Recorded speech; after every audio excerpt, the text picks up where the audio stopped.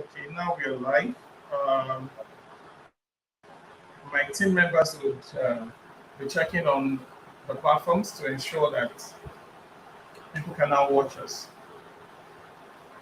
Great. Okay, so let's just give a minute to reshare on. All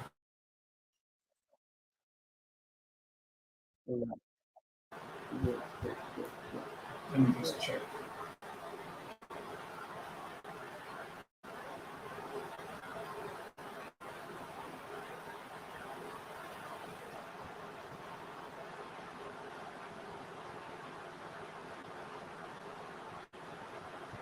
Okay, great. So we are live. Um, Good afternoon, good morning, good evening to everyone from wherever you might be watching us from. It's a great pleasure to have you on today's episode of our webinars from Scale Up Africa. And in today's episode, we are starting a very interesting series, which we have tagged the Japa series.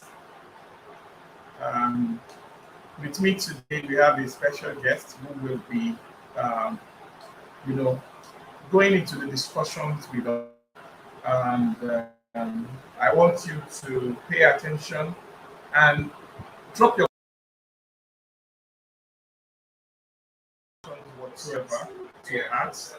Uh, please don't hesitate to drop them in the comments section. Okay, great. So let's get to it. Good afternoon, good morning, Mr. Peter. How are you doing? Yeah, I'm doing great. Nice to be here.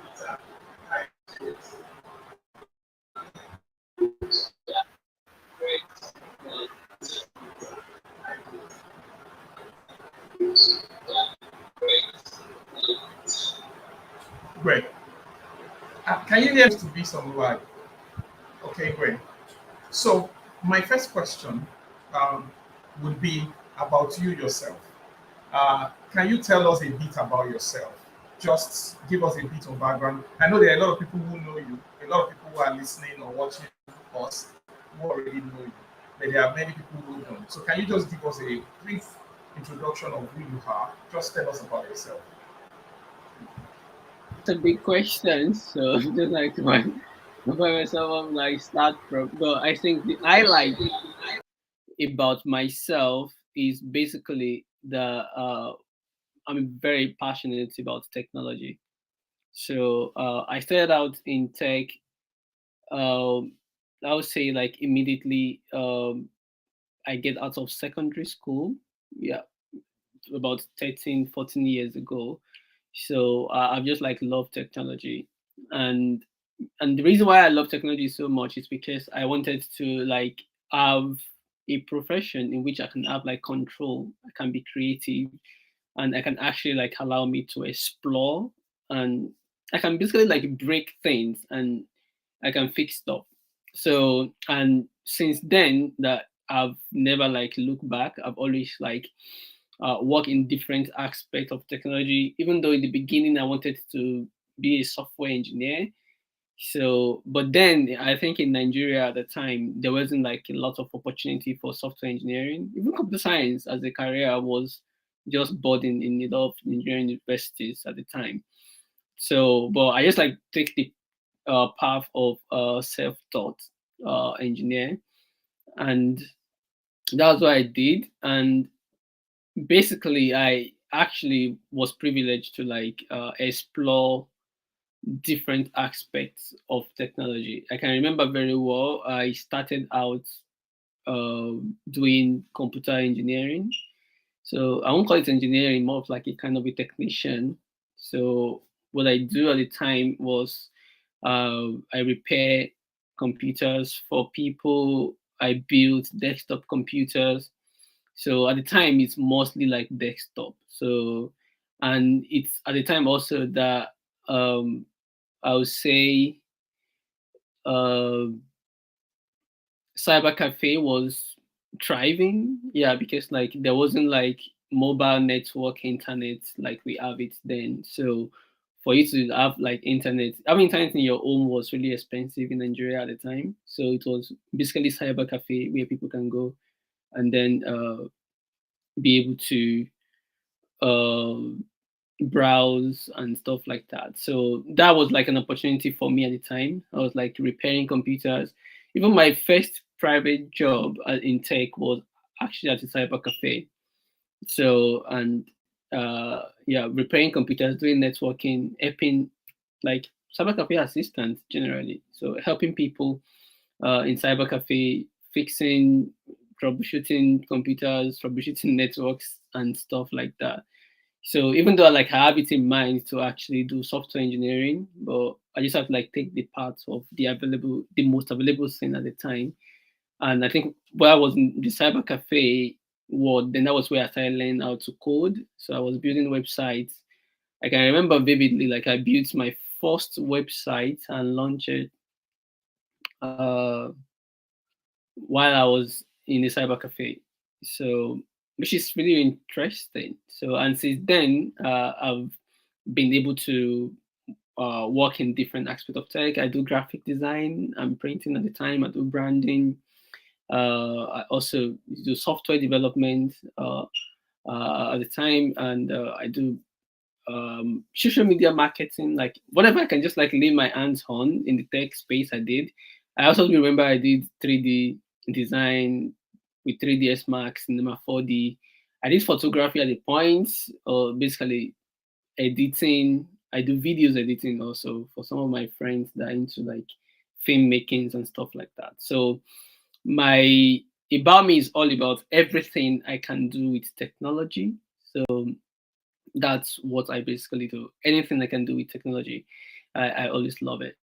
So and I was say that I spent the first 5 years of my life after my secondary school basically doing tech. I started my own company also. I think I was like um,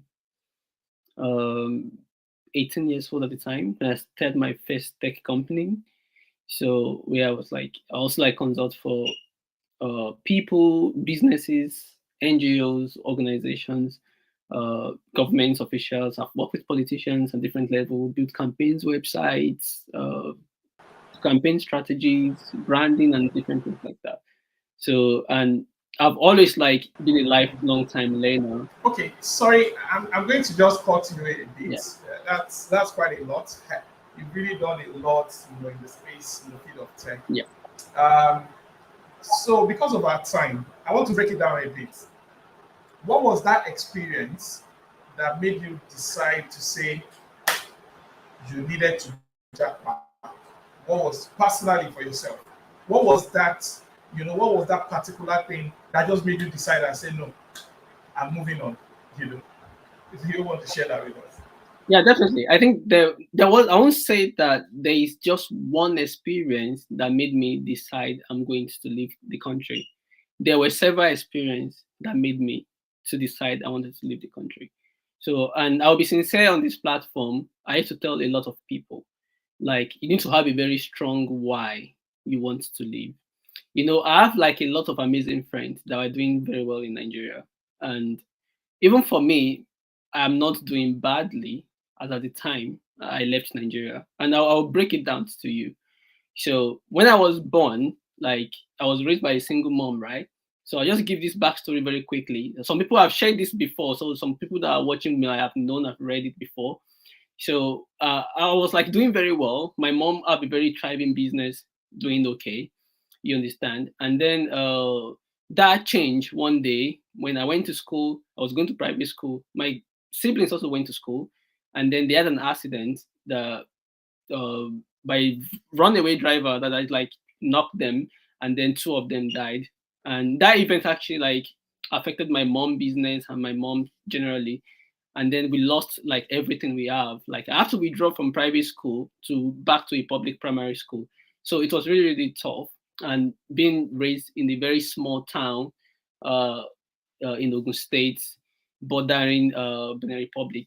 So when I was going through all of that, getting my life back and everything, it was really really tough. So I have to like start from having something to minus 100 not having anything. So I have to like start scraping everything I have to be able to get there. So as I grow up and begin to like fend for myself, the first place I hit me is when I wanted to. So when I said I started tech out of secondary school, right? So I was just like, if I want to study computer science, if I go to school, I wouldn't learn as much as I wanted to. So I was like doing self-taught, building stuff myself, breaking and learning along the way. So, but at the time, there's this inferiority complex that comes in. You know, Nigeria, and you don't have certificate. There's a lot of problem. You don't have certificate in Nigeria. People respect you, but they still don't take you seriously, no matter what you have. So at the time, like I can feel the inferiority complex in me that I need to go back to school. So I then applied for uh I did because I didn't do jam, then like I was like, okay, what can I do? Polytechnic is good because it can allow me to like learn practically, and then I can face my business and I can do it on the side without so much stuff. So I then do the polytechnic exam. And then I applied to Kwara State Polytechnic and stuff like that. And I was waiting for my admission. And lo and behold, all the admission was going on, and I didn't get anything. I wasn't called, I wasn't admitted. And I met a friend that told me that, Peter, you applied to Polytechnic. I'm like, yes, like what's happening? Like, I can't find my name. I wasn't selected. I passed. This is my score. I want to do computer science. It was like, it doesn't work like that. Who is helping you with your admission? Who is helping you with something? I'm like, I don't have anybody to help me. And then, Peter, you have to have someone helping you with your admission. And you're not even from Kwara State. You don't have a catchment area. So because of that, I have to like go to the bank, pick some of the money I have, I give it to them. They will help me like 1 week after my admission came out and stuff, and I have an admission. So I don't understand that, okay, now for me to get a job, I need to pay someone to get admission. For me to get a job, you have to pay someone. All of my friends that I know that are working today, I currently have some kind of connection or what. All of my friends I know that are working in government have some kind of like influence that somebody that. So for me, I don't have that leverage. Like my mom barely finished primary school. So I say that Nigeria doesn't have any leverage for me to be able to build upon. So that is the reason I feel like, okay, I need to go to a place where I can actually compete based on my skill, and not where I need to like Gasa beg, you know how we do like begging people and everything. So that was my own personal story. The second story is when my wife, she's a medical doctor anyway, so I think we would think that she could have it better, than me. So, but interesting thing is that when she finished and she needed to get her housemanship, do you know that it took my wife forever to be able to get just housemanship? They were going from place to place, begging and everything, and eventually she was able to get housemanship. After the housemanship, and she finished, and then she served, she was at home for almost 2 years without a job, even as a medical doctor. You understand? So that was all of the things I was like thinking, like, and I was doing okay in the way I was consulting for an NGO, and then I was building some startup and everything. So I wasn't doing badly. But for her also, it was like a struggle. And for me also, I can't even hit the maximum of my potential, in Nigeria at the time. Because, if you want to get government contracts, you have to be caught back, you have to do this, you have to know someone. And I don't have all of those leverage. Everything I've gained in Nigeria have been solely by my hard work and the skills that I have. But even though it's great, but I just feel like I can do more. If I have more network, have more people, I could have be able to do more. And I know a lot of things that people do that I can't say here, but I can't do some of those things. I've worked with NGOs, organizations, I see what they do. I don't want to do that. I want to make legit money. You understand? And these are all of the things I thought. I'm like, okay, if I can be in a country where my skills can be a different, then I will go there. And that was the reason I make my decision. And then I moved my family over here. Wow, wow, wow. You do have a very strong why. Um, okay, so let me ask you. A lot of people will uh, try to travel. A lot of people. I have people that for 5 years or more have been saying they really want to travel, but they've not been able to do that. Maybe because there's the impression that it's quite expensive to do so, or it's quite difficult to make being able to, even after you made that decision, being able to cut through and say you want to do that.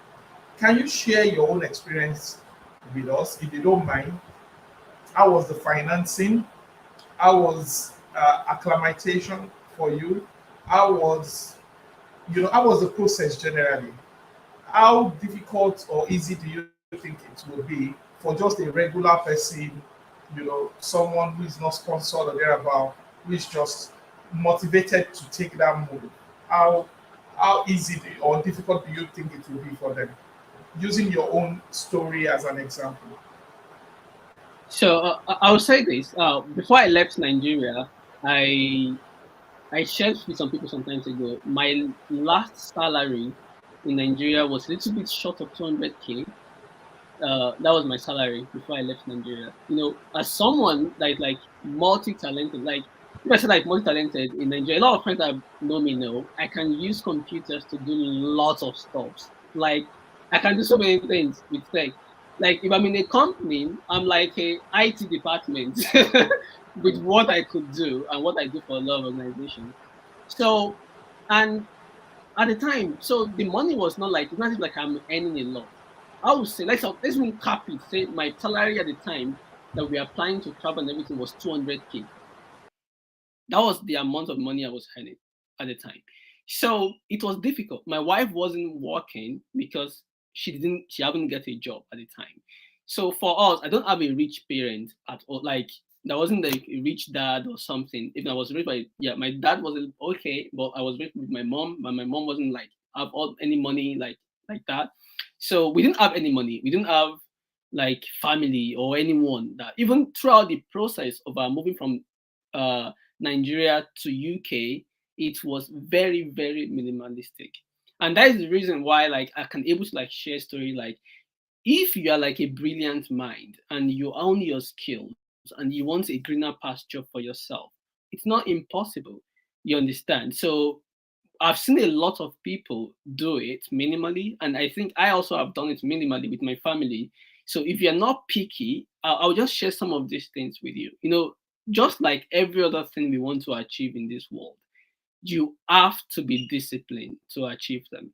Number one thing I would say is this: lifestyle is very, very important. Like imagine, like if you're earning 40,000 naira. I remember when I was working in Abuja, then my first salary was between 35 to 40,000 naira. And I know a lot of people in my place of work earning a little bit more than me or lower than me.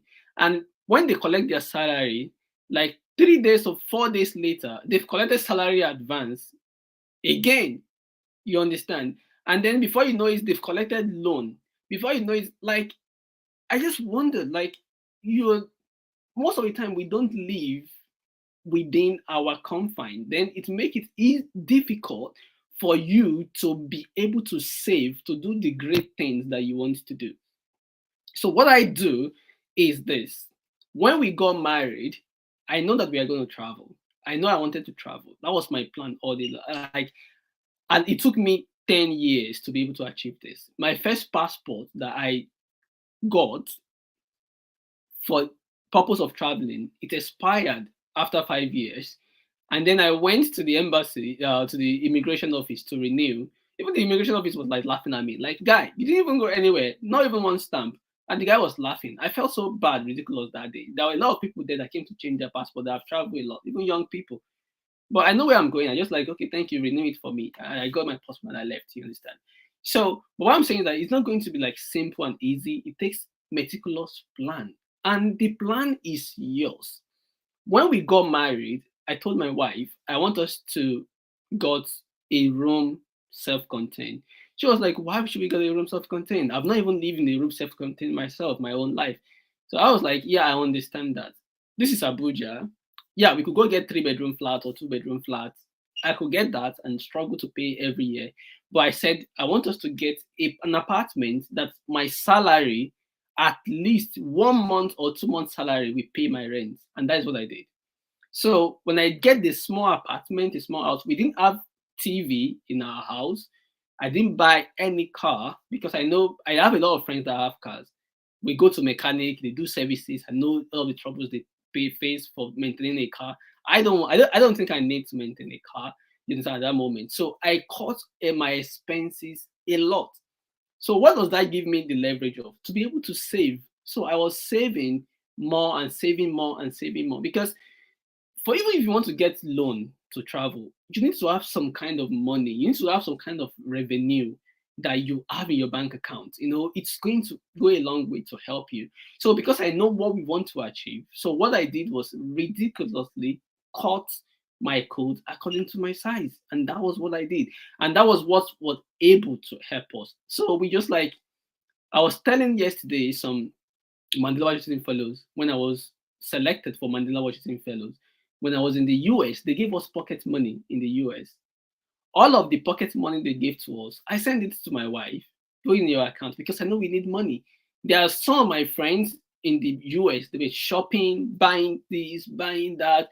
I was not buying anything. I was living on minimally on the food they gave to us and stuff. I didn't do any shopping, I didn't do any extravagant things.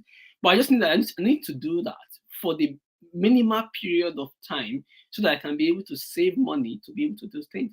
And also another thing that airports also is that I've been contributing to the community. I've been doing a lot of things. I've got my Laboratory Fellowship.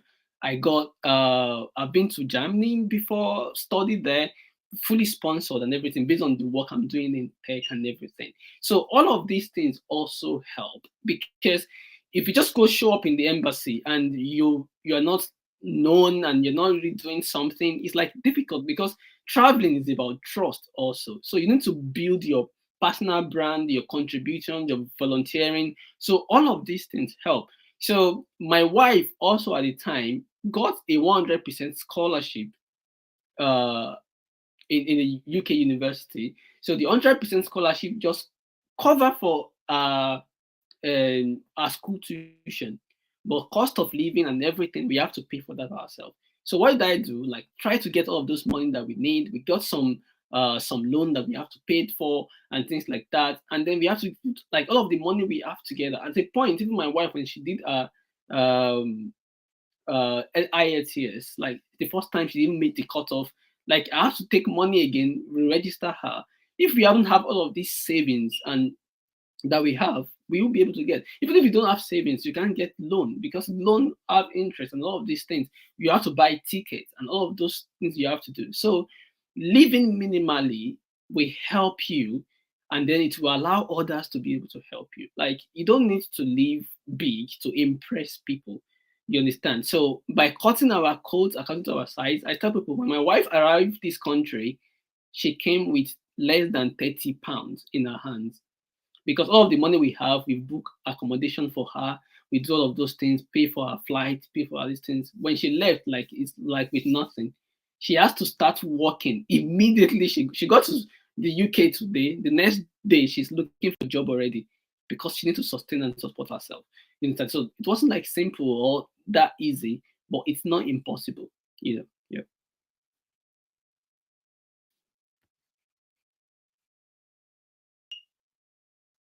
Thank you very much for sharing. If I want to summarize the points that you raised, I would say that number one, you need to cut your quotes according to your material. Number two is you need to do a lot of hard work. You know, in between all the things you mentioned, I saw a lot of efforts. I saw a lot of value being generated already. Uh, okay, thank you very much for that brief. Um, So let's go to the second part of the interview so that we can leave room for questions if we have more going forward. I think there's no need asking what your view on people relocating is already, but you might want to share that with us before we go into the question. So generally, what do you think? So there are two sides to this argument. Some people feel that it is actually good for young people to emigrate, to find better opportunities, and be able to do well for themselves. While some more people also think that it is not necessary, that wherever they are, they could find opportunities. And somehow the school of thought that if everybody leaves, who is going to make the country better or fix the problem or the other problem? Where do you stand on this divide, or what's your opinion about these two sides of a coin? Okay. So yeah, there have been like a lot of my friends, people, even before I travel, when I make the decision to travel, because like I'm doing very well. I have a startup in Nigeria. I have like I've been doing a lot of events, a lot of things like creating impact and stuff like that. So this is what I love to do, and I still do it here now. So there were a lot of people that like come really strong against my opinion to travel. Like, Peter, why do you leave everything you do? You leave us behind. You do this or that. This is not bad. This is a... I'll tell you that 90% of them are now in the UK or in the US. So of the people that said all of those things at the time. So I think the thing is that a lot of people uh, don't understand the reason why people make some decision. So the idea is that I don't condemn immigration in any way. Yeah, because I also believe in Nigeria. I believe in Nigeria a lot. But the same thing is that when opportunity are scarce, people have the liberty. Immigration is one of the human rights, even in UN this thing on human rights stuff. Immigration is part of it. People should be able, because we are all immigrants. You understand? So, and that is how we create value across the value chains around the world. People moving back and forth and everything. As I'm here in the UK, I'm creating values. I can't even say calculate amount of uh what we've sent back home in terms of disbursements or the sending money back. And Nigeria have been one of the uh, highest number of people that have been sending in billions of dollars and pounds that have been sent back home. So I think there is value there. So we shouldn't condemn it. In a way, it can be managed, definitely. If people, it's all about incentives. Like for me, do you know my first startup ever that I built? I was planning to build it with something like what Facebook is doing. It's like a social network for Kwara State that we can even expand further. So I was doing it with the government and trying to like get support and everything. But all of those things was like frustrated. You understand? So, and then before you know it, your program, your ideas was taken, and then it's become a political this thing they will unveil, and then everything dies. The money goes. You don't even know where the money is. You even get anything from the idea you pitch to them. You understand? So, and then you see like a lot of life, a lot of potential just lying there, and you are not able to exploit. You understand? So, for me, is that go to where you're valued. There are a lot of my friends that are doing well in Nigeria currently. I was like, if Nigeria works for you, you can do the Nigerian ways of doing things, and it's working. Stay there. You understand? I tried Nigerian ways. I want to try it. You understand? It doesn't work for me. But in the UK right now, it works for me. You understand? So I said, like, how much do I earn when I was in Nigeria? Like 200K. Right now, I'm earning millions in Naira, every month. So it's really, really like a huge leap. You understand? If I'm in Nigeria, will I be able to earn at that capacity and being trustworthy and being doing what I need to do? Maybe not. Maybe yes. Some of my friends are able to earn up to that moment, but some people are not be able to. So the thing is that it's all about value spectrum. So people should be allowed and be supported to be able to move value around. We've seen a lot of Nigerians that have moved abroad and come back to establish businesses. We have a lot of Nigerians are about building real estate and all of those things. So we have to look at it as a holistic thing, not like brain drain and stuff like that. No, it all works together to build the Nigeria we want. And do you know that a lot of Nigerians moving out of Nigeria also creates more opportunities for young people in Nigeria? That if I'm in Nigeria, I'm a huge competition to you or to other people that need to get jobs. But if I'm get out of that market, that means more software engineers, the young ones, they can take that market that I left behind. So it's the opportunity that we have, and also giving back. There are a lot of Nigerians sharing knowledge, building startups. You understand, closing deals, making connections. You understand, for businesses in Nigeria and businesses in diaspora, and all of those things Absolutely. are very important. Yeah. So, thank you very much for for that. So let's get to the second part of the interview, which is more on step by step ways that people can. Yes, I have people who have been trying to relocate for more than 5 years. I have people um, who have been scammed repeatedly. I have people who have tried several countries and are not able to make it through. Please, from your experience, we'd like you to share step by step ways that you think an average nobody in quote, someone who has nobody aside their skills and a willingness to do well for themselves. What are your tips? What are the advices? What are the platforms? What are the channels you can recommend for such people to go through to be able to achieve this dream from your own experience and that of others around you? Yeah. So what I would say is first of all, in all your immigration, please don't do illegal immigration. Don't try illegal immigration. It's not worth the stress. Immigration is hard enough. Like going to a new country, the weather is different. I was telling a friend today how when I first arrived in Germany, for the first 2 weeks, all my diet and everything changed. That was the first time I will ever get out of Nigeria. We wake up in the morning, we can eat rice, we can eat eba, we can eat anything. We don't have breakfast food. We can eat breakfast for dinner, dinner for, that's how we eat. And then in 2 weeks, like I can feel breeze literally carrying me. I'm like, what kind of life is this? What am I eating? Because I couldn't get the kind of food I was just used to. My tummy was something else. I was just like, I was tired, I was sick. You understand? So, and then gradually, like today, so what happened during that conversation was that today I woke up and I was just having like a light breakfast. And the person was like, is that your breakfast? I'm like, wow, my body has adjusted to that now. You understand? I can't even think about it again. So, immigration is going to eat you on every side. You understand? So, whether we eat you, you're not be able to see your friends. You're not like think like, okay, this place is not like somewhere like even people that you are friends. We have been in the UK together. We have not seen ourselves for months. Even my neighbor, we hardly see each other. So imagine coming from a community where you can just go to your friend's house like, I'm coming from the church. I just came to the branch. What do you cook now? You can't do that here. You understand? So it's a whole lot of change. So because of that, you really want to like have a mental preparedness, financial preparedness, and making up your mind. And then don't do it illegally because illegal immigrants means hiding from people, hiding from police, all of those things. So I want to put that out there for anyone that is trying to migrate, do it using the proper channel.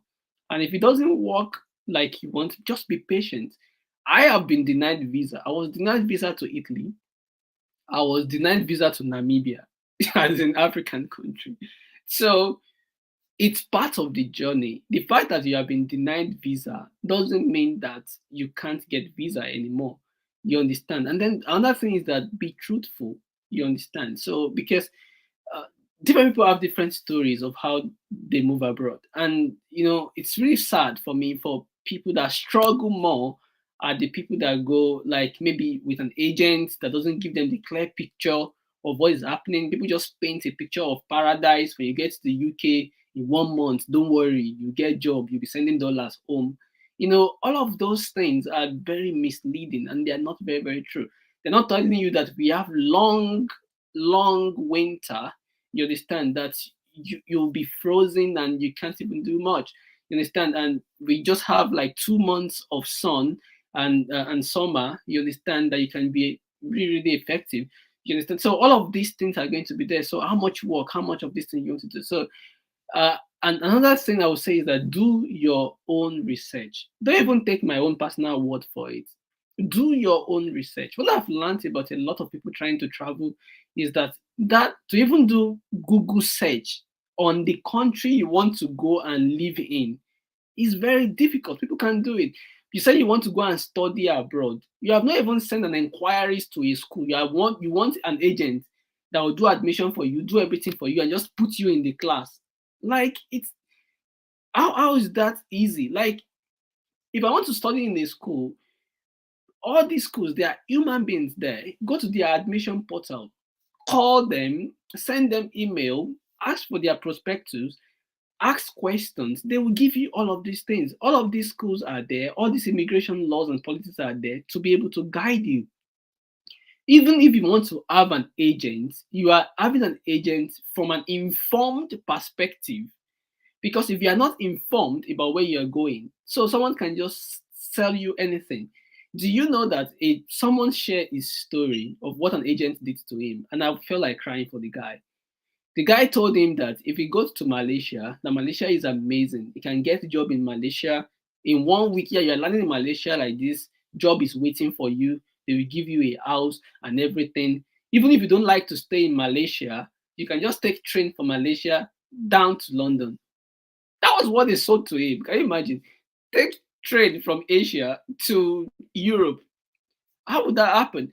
And the guy went to Malaysia, stranded, like 5 years of his life gone.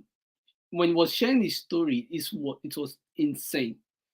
You understand? And there's a lot of these things going around these days. Like people are being put in a lot of trouble. I've seen people selling their house, selling everything they have in Nigeria, and going because of what an agent told them. They'll show you a picture of family smiling and everything, like Canada and stuff like that. Like you can't go on the road in Canada and see people hugging and smiling. Like people are walking, people are doing a lot of things, people have bills to pay. People don't even go out like that. Like the socialism and everything is it's not as we put it like that. Yeah, people are happy and everything, but there's still a lot of demands behind that.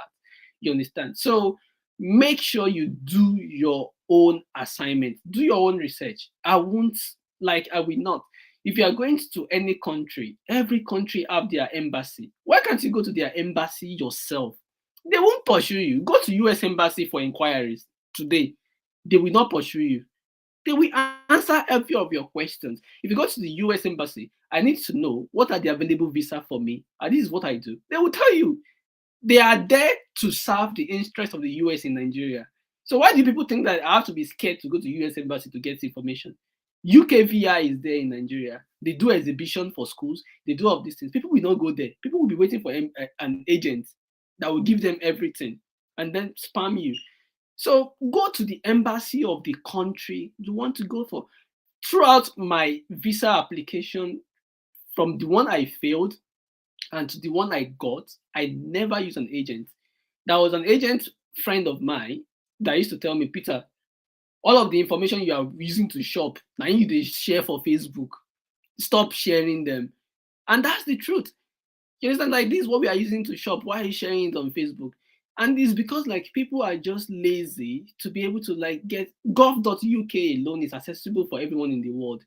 You will see all the list of skills. We have the shortage skills in the UK that if you apply for visa, they will give you. So if I want to come to the UK, I'll just go to UK. What are the shortage skills in the UK? You look at them. Does it fit into what I have? Yes, I apply. If it doesn't fit, is it a skill I can learn in the next 1 year? And then I'll go and apply.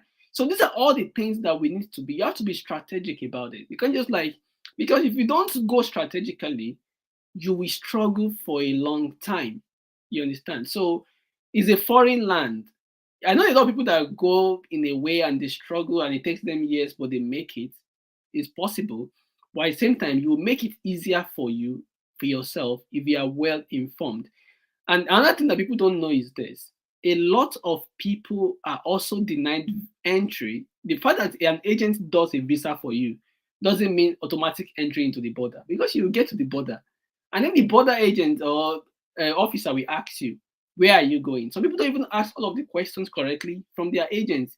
They just give you pali and you're on the plane and you get to the border. They will send you home. A lot of people have been deported like that, that they feel shame to go back home. They'll just go to another country entirely. A guy was sharing his issue on one of the live message I was of his experience in Cyprus now. The guy is in serious problem and he can't even come back home because of what agent and what they have told him. You understand? And then it's like he can't come back home. A lot of people are deported. They come back to Nigeria. From Nigeria, they can enter Benin or some other. They don't want to come back home because of they can't face people anymore. So you don't want your story to be like that. So because of that, please and please do your research.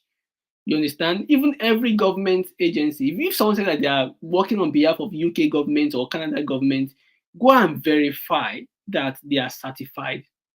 Don't let them show you. Do your own research.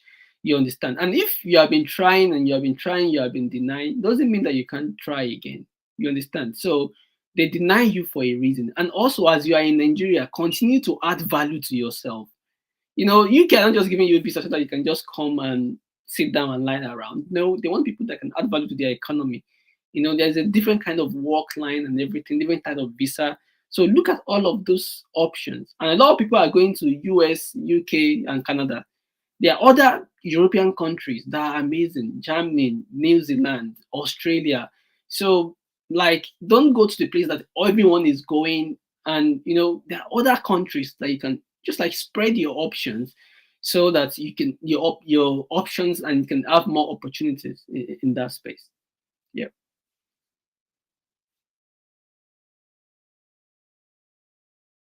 Thank you very much for that tip. I also would love if there are links. So you mentioned gov.uk for the UK. If there are also links to resources that people can easily access, please maybe you share or we share in the comment section later with people who subscribe to this. Um, Yeah, sure. Because Skill Africa is in the tech. Can you hear me? to getting, what it is that you are looking for. Um, so we are still continuing in this line, and we will talk a bit more about one thing I am very passionate about, and that is tech. That's technology. Um, a number due to how things are now, uh, almost everybody feel pressured. Let me put it that way, to get into tech or to get a tech skill. Before we start talking about the more recent one, the AIs and the like, do you think this pressure is justifiable or it is overhyped? Uh, a lot of people are saying get a tech skill, tech is life, tech is the future, and a whole lot of. And a lot of people in different fields are like feeling, the fear of missing out. They are feeling like, oh, I need to get on this train. I need to get. Is it a worthy threat, or it's just one of those facades out there that people just come up with after a time and it dies off? What's your view on this? Yeah. So I think anyone saying that tech is the future is missing it because we are already in the future of tech already.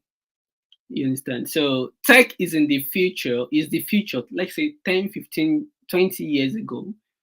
But currently, we are in the future of tech already. This is the future. Like currently, we are in the future of tech.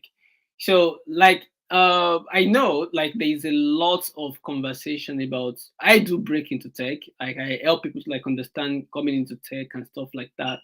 So for me, I think everyone should have a tech skills.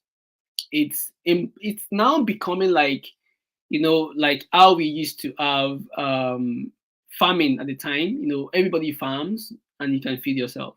You understand? So and then we have commercial farming and then new jobs and industrialization. And then at that time, everybody doesn't have to farm anymore because we have industrialization. People can now do other things.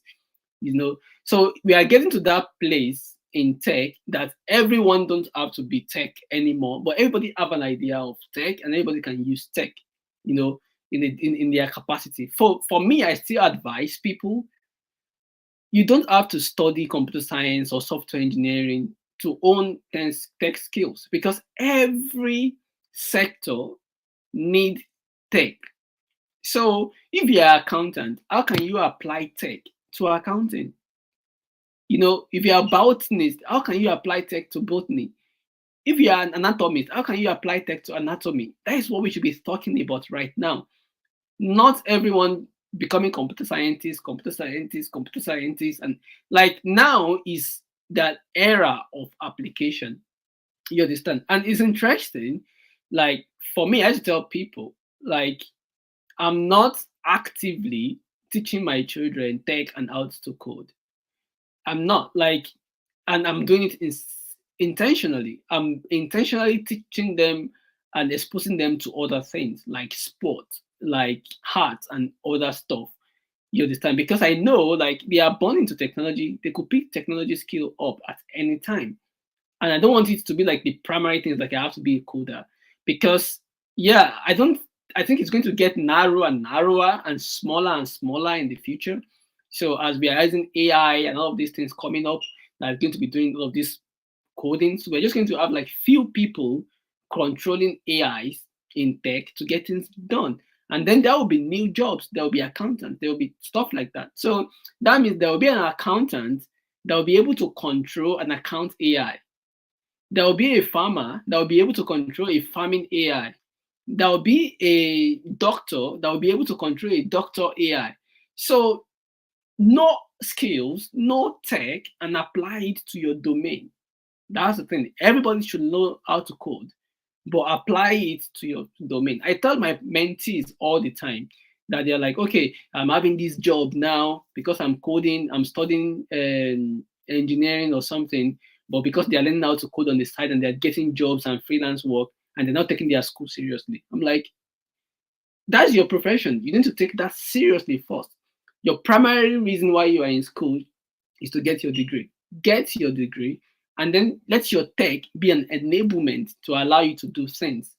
You understand? So because you can do more if you apply tech. So I'm not saying that we should not learn tech. Everyone, even if you are studying Yoruba, learn how to code, and then you can use code to enhance your Yoruba language study. You can create apps to teach people Yoruba. You can create apps that can translate Yoruba. You can create AI in Yoruba. Like imagine how you can use that domain to transform what you are already doing. And that is the era we are getting to in tech now. A tailor can apply technology to his work. You know, understand? Like a restaurant, you can build app for yourself. So these are all of the things. Like everyone should be able to learn how to code, how to use tech. They love no code tools to like understand technology and be able to apply it to their fields.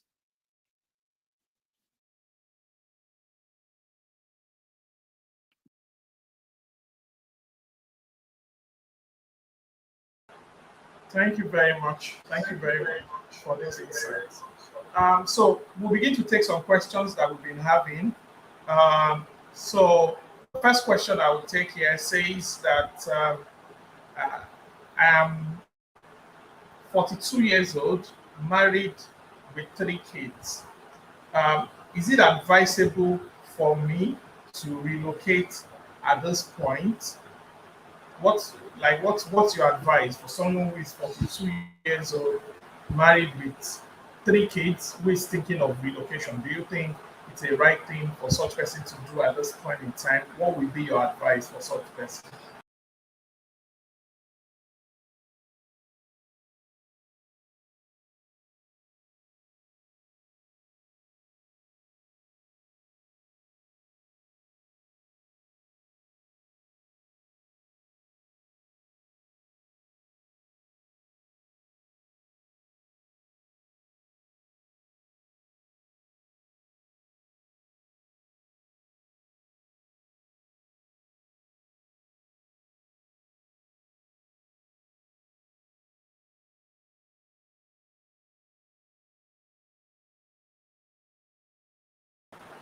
Hello, you are muted.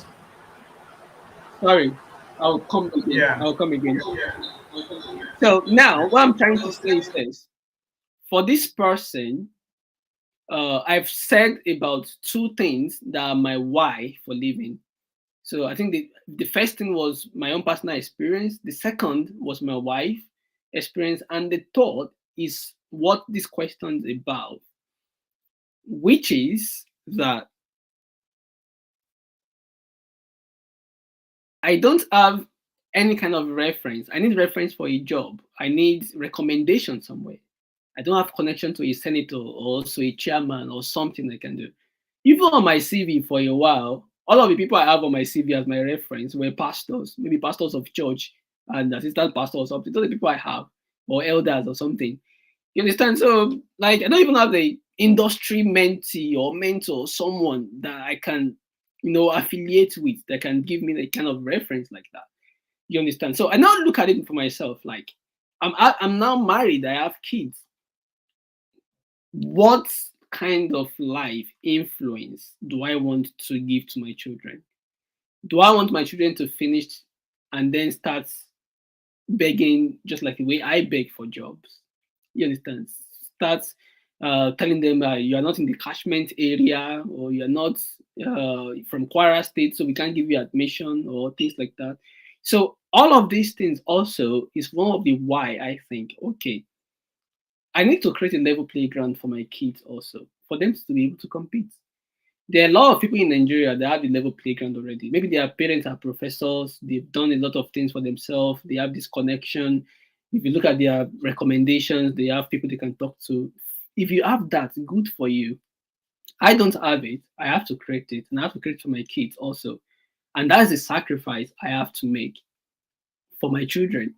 So if you see you're traveling with your three kids and your wife as a sacrifice for you to give them a life that you think you did not have, for you to give them a better pedestal that they can build upon, I think that could be a strong why. And if anyone is going to do that, I will not ask them to not do it. Sincerely, I will tell you, it's not going to be easy and simple, especially if you have three children. I've had a lot of people talk to me all the time. We have two kids, we have three children. How can we do it? It's not impossible, but it takes a lot of sacrifice. And are you willing to put in that sacrifice for your kids? You understand? So every time I'm doing all of my work, every time I'm like stressed because childcare is not easy here. You understand, especially when they are still small. But I've seen people that have relocated to the UK and their children are like 7, 8. Those ones are balling because school is free now. From primary to secondary school is free here. And when they are 16, they can work. They'll be making their money. They can take care of themselves from 16. They can take care of themselves. They can have money. They can save. Even I have people that are 16, 17 supporting their family too in a way. I have people that are 21 that are making good money doing some job, and when and they are also studying. So it depends on the mentality, and it takes two people. If you are married and you and your wife can come together, it's partnership here. You understand? And you can work side by side, supporting your kids to give them a better life. Why not? It's worth it. I'll support anyone to do it. But I will just tell you that it's not going to be easy, but your children will be happy for it if they don't have leverage in Nigeria and they can come here and they are able to like have a platform where they can be whatever they want and have all of the support to become great. Why not? You understand? We have seen a lot of immigrants to our former finance minister. I know she's not an immigrant, but at least she came to the US when she was very young. Her parents are rich and she's come to study here and she's doing very well for herself. We have a lot of immigrants also who have come to the US, the UK, and their kids are doing amazing well. Look at Saka in Arsenal. Look at a lot of other them, like so many that are doing amazing things. You understand? Even if they want to come back to Nigeria, they can come. We have Banky W back in Nigeria today. Davido is back in Nigeria today. Like a lot of them, and they have the opportunities to be able to see life differently. And also, traveling expand your mind, improve your creativity. You see life in the different ways. You understand? So if you want to give your children that, I think it's worth it. Yeah.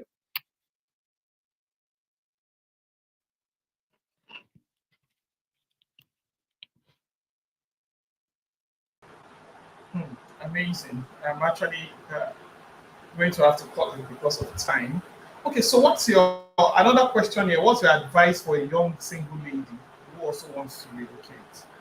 A young single lady who is also planning to relocate. I think that some of the worries of this person will be in terms of settling down or being able to take care of themselves, 100% as a young single lady. What would be your advice for such a person? So for me, actually, if you are single, it's the best time to travel. You understand? Like, it's the best time. Just do it. Like, single people find it much more easier to settle because yeah, you don't have a lot of baggage. You don't have so many, like it's just you. You understand? So, but I have like a lot of single friends, either male or female, and they're doing fine. You know, yeah, they are doing amazing well. But another thing is that yeah, the concerns of like I want to settle family can be an issue here because you are new. If you don't have someone you are dating before, it can be tricky. And we've had story of people that have like married someone and then like issues, or bring someone from Nigeria and then they acting up. But for me, I think it's your life first. So do it, better your life, and then people that want to share the life with you will come. So yeah, I think that's the mindset I will go with. So it's your life first. Yeah. Take care of yourself, make money. Like, so what do you want? To be married and broke, or to be single and you're living a good life? Exactly. Thank you very much for that. So, final question from this end: the job route or the learning route? What will you recommend for someone who is looking at relocating fully? You know, just want to change location completely. Job route or learning route? What will you suggest? So for me, I suggest learning routes first. Why I suggest learning route is this. And why? Okay. Yeah, so I'll give you the why. Why I suggest learning right is this. If you are going to a new country, there is a lot of things we don't understand. Like you think you know the UK because you've been watching their TV or we speak English, but it's still different. Culture, how they speak, how they write is different. I'm telling you, the way we write in Nigeria is very different from the way they write here. The way we communicate is very different from the way we communicate here. Gesture, like I remember a friend of mine was telling me when he first arrived, like Peter, what happened? I greet people, they don't answer me. I'm like, they greet you, but they don't greet like that. Like in Nigeria, when you see people like, ah, hello, Wafa, like you see stranger, you greet them and they respond. In the UK, they don't. The way they greet stranger is just smile. You see someone who's like, they've greeted you. You understand? And so like they just smile at me, they just smile at me. What are they doing? That is, but that is the culture. When you're moving in the park or something, just someone like they just that's how they greet. You understand? So now if you just came on a job, I'm not saying that it's not good. There are people that have done it and they are a bit traumatized. For some people, they find it hard. It can be very tough, like from Nigeria to the job workforce, bam. And then everything will just be like eating you. You send me a message, you be like, why? There was one day someone sent me a message. Peter, is a shame that you are able to like. I'm like, why you tell me a shame? Shame in Nigeria means something else. But in the UK, is a way they tell you something that is like, wow, we are sorry that you can't get this thing. I'm like, why you tell me my shame? My shame? You understand? So it means different context. So that's why school give you the leverage to ease in, understand the culture, understand how things work, have a leverage in the environment, have a soft landing, and then you've learned a lot, you've interact with them, and they even trust you more because you've had that education. You understand? And then when you join the workforce, you are easily able to ease into the community very easily. Yeah, so that is my why I think education is the best way to immigration. You understand? And also education increase your like they trust you more when you study here.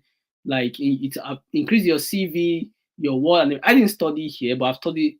I have international studies. I've studied in the US. I've studied in Germany. So that gave me some leverage also.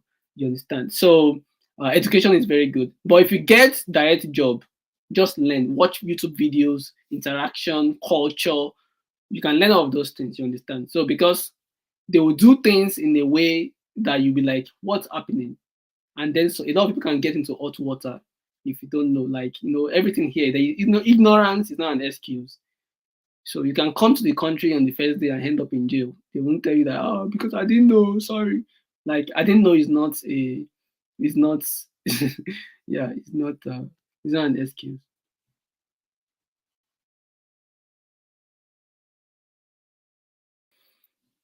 Okay, so I think there's a questions coming here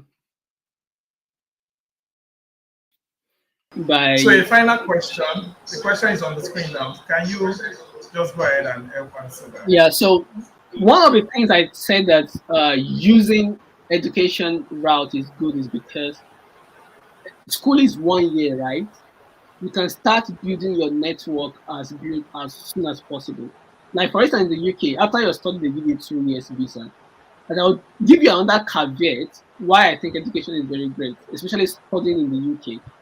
So number one, when you study in the UK, it increases your visa value, your passport value, because studying in England, like it's the ranking is high. From there, you can.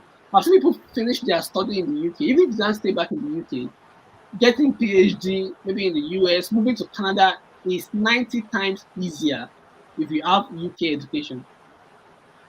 There is no one that have a UK education that will apply for Canada immigration visa that will not get it faster than someone in Nigeria without a UK visa, yeah, UK education.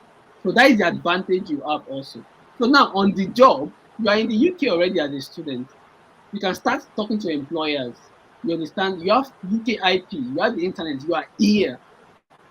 So what will people employ? I've had a lot of people want to get a remote job and they can't get it just because they're just in Nigeria. But I've had people in the UK that I've mentored, they are tech people.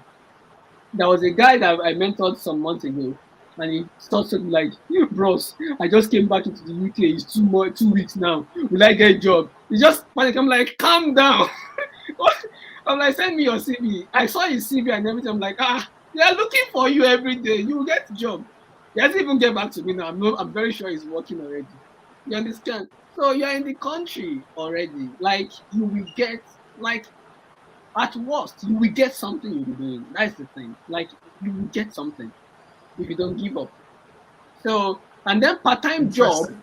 Thank you when very much. Thank you yeah, very much for sharing. So I have a personal question. Where is okay. your uh, most favorite location, destination? Um, what country do you think will you say is your favorite to it's relocate to yeah, personally, and why? it's that's a tricky question actually. So whatever I say right now, it could be like maybe because of I think the last time on Facebook I shared my dislike for US, which I shouldn't because I'm a US, I'm a fellow of the US. The US has helped me in a way. So, but then there's a lot of things that I felt like uh, living in the US is because I've lived in the like I went to a program in the US sometimes, live in Chicago. So I've wanted to go to the US myself, but when I went to the Chicago and see all things are the politics and everything, like I'm like everything is about everything I'm avoiding from home all over again. So that is my concerns with the US is ever ending debates. And I don't want my life to be that. You know, I want to a quiet, simple life. I don't want to be on the street and people are telling reminding me I'm a black person every day. I don't want to look at the TV and some people are reminding me like I should be risky of my life because I'm this, I'm that, or institutional racism and stuff like that. So yeah, I think this is on record, but I'm not saying that US is not amazing, an amazing country. I love it, like human rights and stuff are top notch. So, but in my own reference for people, I would say come to the UK. Like UK is amazing. It's ease of what I told you. My wife came into this country on the first day with £30, and she started working immediately the second day. You understand? And then when I came, I was able to work full time. If you go to the US, your partner on his student visa, your partner can work full time. So there are a lot of like different kind of you just look at what works for you. You understand? But my preference, I would say UK is much ease in for us, uh, coming from Nigeria or Africa, and US and Canada. I will pick second, and then third, I will pick the US, like as a third option. So, but I think UK is amazing, good for families. It's polite. Canada also the same. Canada is like gently polite and everything. Yeah, I love UK a lot. So people can see that sentiment, but I could debate this with anyone who wanted to have opinion about this. It's understandable.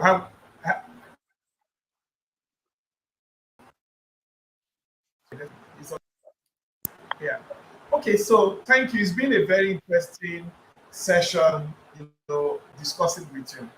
Um, I just want you to share with us on a final note, your own personal thoughts generally. Just share on a final note your personal thoughts.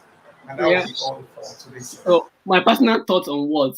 On life, myself, or my personal thoughts on this conversation? Yes. So base it on everything, on life, on uh, on decision for global migration for young people, Okay. on what you think young people from Africa, because that's our focus at Skill Yeah. of Africa. Yeah. Young, mostly indigenous people from Africa Yeah. are targets. So Yeah. we like So to just give general thoughts on that, or yeah. maybe on also getting a tech skill or not. So Yeah. all of that. Yeah. So I think thank you very much for putting this together. So I think on the final thoughts, I would say that uh, our dream are valid. Like I've shared in the beginning, I came from a very, very, very low background, and it wasn't easy for me. It was really, really tough. I'm telling you. And for me, I think that like a lot of you young people out there will have it much more easier for me right now than me right now. So, and if I could achieve like any of the things I've achieved, you can do it. Like anyone can do it. Life is not a given. And I used to say to people, there are a lot of things that happens to us in life. Our country is bad. Our currency is bad. My parents are poor. I was born into this village. I don't go to school. I don't do that. Like there are 1 million things why things can go wrong. So, but when we start to realize that, okay, I'm in this situation already. I'm here. I've been born. I'm not asked to be born to a poor family. I'm not asked to be born into Nigeria. So what can I do about it? So we can either complain forever about it or we can change it. So if we find ourselves in a situation, what can we do to change that situation? It's not in our hands. It's not in our parents anymore. It's not in our country anymore. It's on our individuality. And I believe individuals build nation.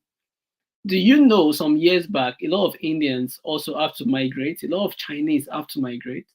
You understand? But does that stop the development of their country? No. China is one of the great countries in the world today. Chinese work as a railway workers in the US some years back.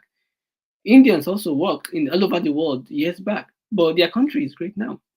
So, and a lot of them are going back, giving back their knowledge, their skills, everything. So that's the reason why I don't see anything wrong with immigration. We need to embrace it and do it in a way that works. We have an amazing talent of Nigerians all around the globe.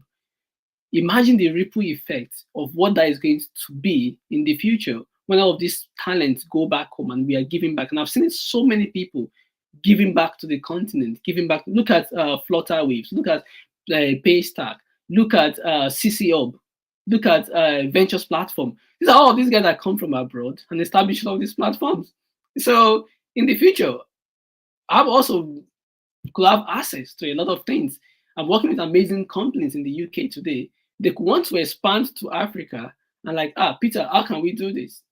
And then I can be the access point to bring that value to the continent. So that's the thing. So we shouldn't be scared of immigration. It's two-way thing. It's positive, and let's not be least like don't give up. You understand? I believe I'm not a religious person, but I will end with this.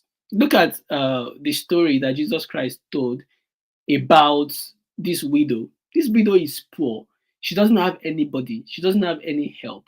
She doesn't have money, but she needs the most brilliant lawyer in the city to be able to attend to her case. And she will go there day, night, day, night, day, night, day, night. And the lawyer don't want to see her.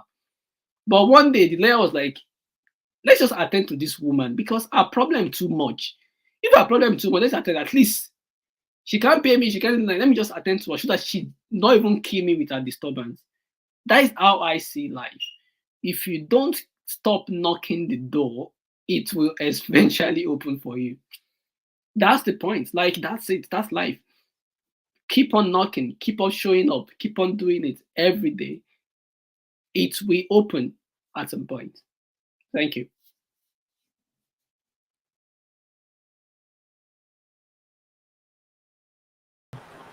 Amazing. Thank you so very much for coming on this session. I believe strongly that people that joined us on this call have learned one thing or the other.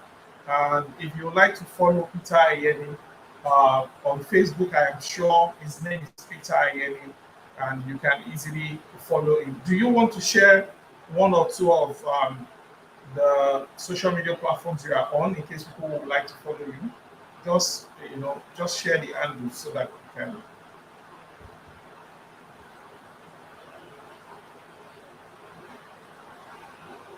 Hello,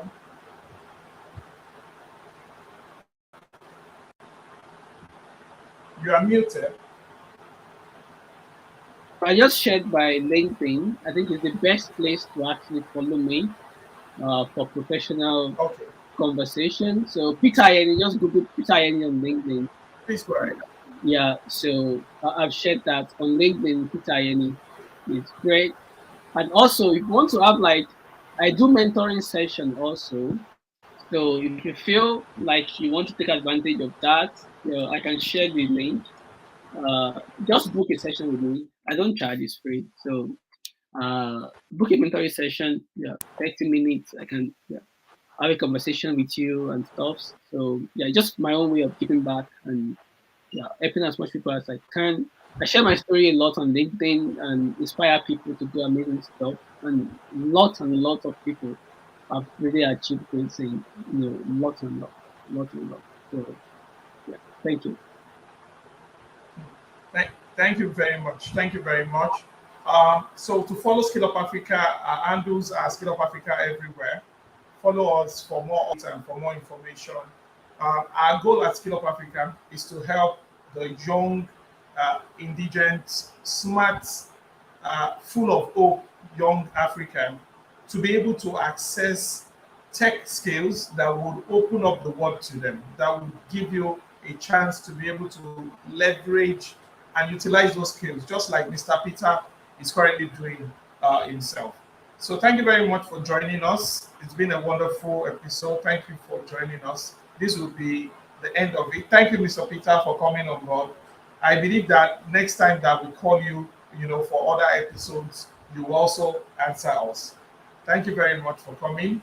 That will be all from here. Do enjoy the rest of your day and happy Easter to you all.